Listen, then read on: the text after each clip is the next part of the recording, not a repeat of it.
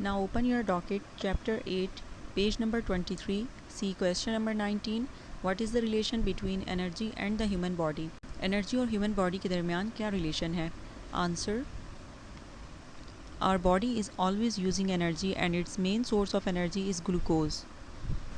Energy is stored in the body as a kind of animal's starch called glycogen. There are large amounts of glycogen in the liver, muscles and kidneys.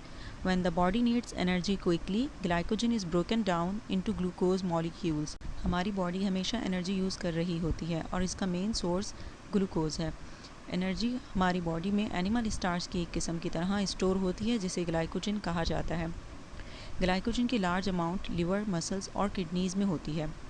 जब body को energy की बहुत जल्दी ज़रूरत होती है तो glycogen glucose के मॉलिक्यूल्स में ब्रेक डाउन होता है। To provide the body's energy, the glucose molecules are broken down to release energy.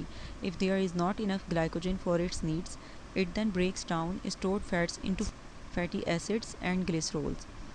Body को एनर्जी प्रोवाइड करने के लिए ग्लूकोज मॉलिक्यूल्स ब्रेक डाउन होकर एनर्जी रिलीज़ करते हैं और अगर बॉडी की ज़रूरत के मुताबिक ग्लाइकोजन नाकाफ़ी हो तो ये स्टोर्ड फैट्स को फैटी एसिड्स और ग्लिसरॉल में ब्रेक डाउन करता है।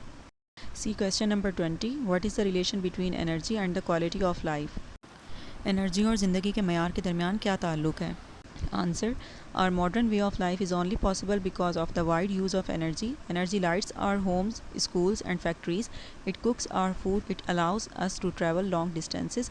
It runs machines in factories and power stations. Energy is therefore vital for all of us. हमारा जदीद तर्ज़ ज़िंदगी सिर्फ एनर्जी के वसी इस्तेमाल की वजह से मुमकिन है।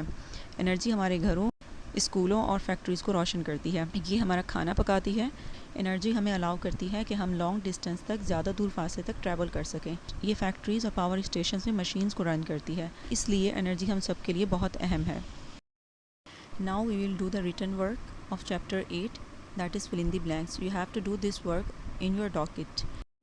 Let's read and fill in the blank. Number 1. Most of the world's energy came originally from the dash. असल में ज़्यादातर दुनिया की एनर्जी डैश से हासिल होती है। You will write here sun. ज़्यादातर दुनिया की एनर्जी सन से हासिल होती है। Number 2. Dash energy is stored in the nucleus of every atom. कौन सी एनर्जी है जो कि हर एटम के न्यूक्लियस में स्टोर होती है? You will write here nuclear. Nuclear energy हर एटम के न्यूक्लियस में स्टोर होती है। Number 3.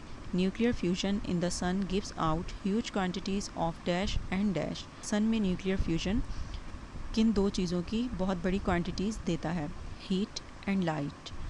You will write here heat, light. Sun में जब न्यूक्लियर फ्यूजन होता है तो वो हीट और लाइट की बहुत बड़ी क्वांटिटीज़ देता है। Number 4. Chemical energy stored in a substance can be released during a dash. एक सब्सटेंस में जो केमिकल एनर्जी स्टोर होती है वो रिलीज़ हो सकती है ड्यूरिंग अ केमिकल रिएक्शन.